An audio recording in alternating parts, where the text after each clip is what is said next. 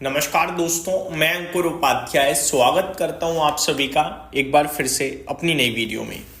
दोस्तों आज धनतेरस है, सैटरडे है, लेकिन बैंक्स काम कर रही हैं। आज काफ़ी सारी बैंकों के क्वार्टरली नंबर्स आने हैं, जिसमें सबसे ज़्यादा बड़े नाम जो हैं वो HDFC बैंक और ICICI बैंक है। HDFC बैंक के रिजल्ट्स आ भी चुके हैं, मैं डिटेल में डिस्कस भी करूंगा आप सभी के साथ, दोनों के एक साथ करूंगा सोच रहा हूं, तो अभी वेट करते हैं।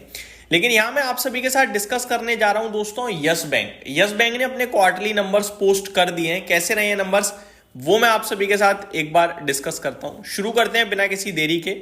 सबसे पहले अगर यस बैंक की बात करी जाए तो stand alone net profit company का 550 करोड़ से बढ़कर 650 करोड़ पे आता हुआ दिखा है। करीब 18-19% की जंप दिख रही है आपको मुनाफे में।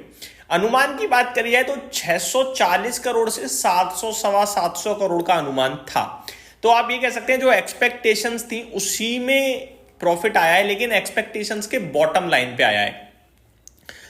वहीं अगर रेवेन्यू फ्रंट की बात करें तो 7700 करोड़ से घटकर 7380 करोड़ पे कंपनी का रेवेन्यू आता हुआ दिखा है। एसेट क्वालिटी एग्जैक्टली सिमिलर ही रही है, कोई बदलाव नहीं है। 0.3% पे नेट एनपीए देखने को मिले हैं क्वार्टर ऑन क्वार्टर, और जीएनपीए की बात करी जाए तो 1.6% पे रहे हैं क्वार्टर ऑन क्वार्टर। वहीं प्रोविजंस की बात करी जाए तो 280 करोड़ से बढ़कर 420 करोड़ पे प्रोविजंस आते हुए दिखे हैं। तो प्रोविजंस में हल्की बढ़त आपको देखने को मिली है, जो कि थोड़ा सा नेगेटिव होता है, बट शायद इसी की वजह से प्रॉफिट भी उतना ना बढ़ पाया, वरना 700 करोड़ ही आ जाता। तो ओवरऑल नंबर्स तो ठीक ही लग रहे हैं, आप एक तरीके से कह सकते हैं। मैं आपको बताना चाहूंगा दोस्तों NII यानी नेट इंटरेस्ट इनकम की अगर बात करी जाए तो नेट इंटरेस्ट इनकम बैंक की जो आई है वो एग्जैक्टली मैं आपके साथ शेयर करना चाहूंगा। यहाँ पे मेरे पास अभी डेटा दिख रहा था, माफ कीजिएगा दोस्तों। NII अभी मैं डिस्कस नहीं कर पाऊंगा आप सभी के साथ, क्योंकि यहाँ पे NII नहीं शो कर रहा है मेरे को अभी। बाकी अनुमान अराउंड 4% की समथिंग की ग्रोथ का दिख रहा है मुझे यस बैंक के NII का। और बैंक की बात करी जाए तो आता कितना हुआ दिखाया मिल जाएगा तो सही रहेगा, थोड़ा सा ज़्यादा अच्छा रहेगा। ओवरऑल अगर आप ये नंबर्स की यहाँ पे मैं आपको बताना चाहूँगा, net profit rose to 655 crore, तो प्रॉफिट तो बढ़ा है। NII बढ़कर दोस्तों 2300 करोड़ आता हुआ दिखा है। 2300 करोड़ 2300 करोड़ पे आया है NII यानी नेट इंटरेस्ट इनकम। वहीं अगर मैं एक्सपेक्टेशंस की बात करूं तो 2295 से 2350 करोड़ का ही अनुमान था। तो इन द रेंज आप कह सकते हैं। नोमुरा ने थोड़ा ज्यादा अनुमान लगाया था, 2350 का अनुमान लगाया था। MK ग्लोबल ने 2310 करोड़ का, ICICI सिक्योरिटीज ने 2295 करोड़ का।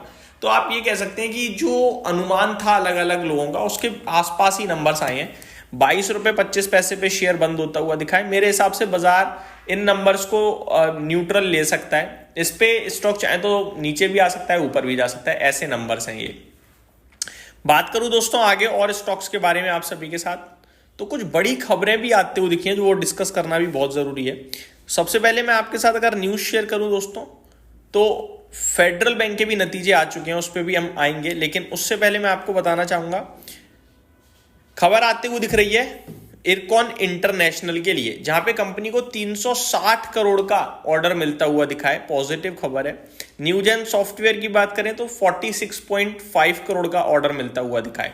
दोस्तों मैंने कल आप सभी के साथ आज एक मॉर्निंग में नंबर शेयर करे थे तेजस नेटवर्क्स के, जहां मैंने आपसे कहा बहुत ही ज्यादा खराब नंबर लग रहे हैं, पूरा बिजनेस ही ऐसा लग रहा है कि गायब हो रहा है। एक और कंपनी है दोस्तों आवेंटल, इस कंपनी के भी आज नतीजे आए हैं और नतीजे काफी खराब लग रहे हैं। जी हाँ, मैं आपके साथ डिस्कस करता हूं। कंसोलिडेटेड नेट प्रॉफिट 22.9 करोड़ से घटकर 4.3 करोड़ पे रह गया है। तो मुनाफा पूरा साफ हो गया ऑलमोस्ट, आप कह सकते हैं। रेवेन्यू 77.4 करोड़ से 55.4 करोड़ पे रह गया है, तो रेवेन्यू में भी बड़ी गिरावट है।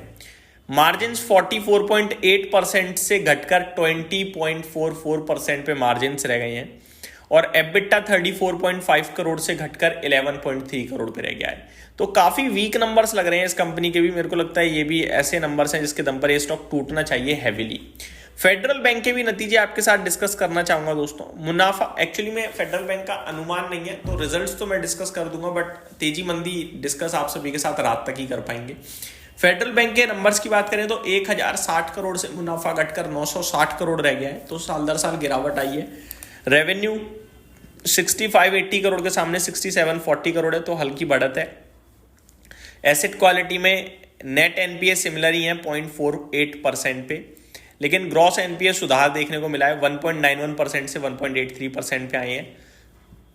प्रोविजंस में कमी आई है 400 करोड़ से 360 करोड़। फ्रेश स्लिपेजेस में भी अच्छा देखने को सुधार है, 660 करोड़ से 580 करोड़।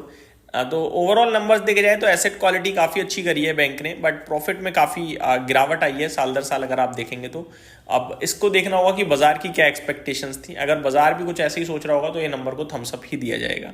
तो ये मेरी तरफ से अपडेट थी, उम्मीद करता हूँ डिटेल्स पसंद आई होंगी। Thank you so much for watching this video. Have a great day guys.